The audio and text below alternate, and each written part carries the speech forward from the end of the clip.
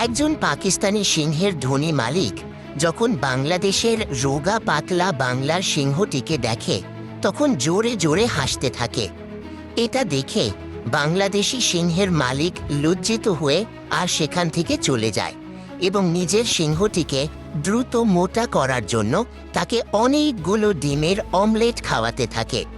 তারপর সিংহটি জিমে গিয়ে এক্সারসাইজ করে আর কিছুদিনের মধ্যেই এক সুন্দর শক্তিশালী শরীর বানিয়ে ফেলে।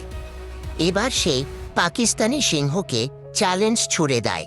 ট্রাক ভরে বড় বড় মাংস আনা হয়। পাকিস্তানি সিংহ মাংসে ঝাঁপিয়ে পড়ে আর পাকিস্তানি লোকেরা বলে ওঠে, আমাদের সিংহই জিতবে। অন্যদিকে বাংলাদেশি সিংহ দমিয়ে মাংস খেতে থাকে। এটা দেখে বাংলাদেশি লোকেরা বলতে থাকে, আমাদের সিংহই সবচেয়ে ডেঞ্জার। কিন্তু শেষে দেখা যায় দুজনেই সমান।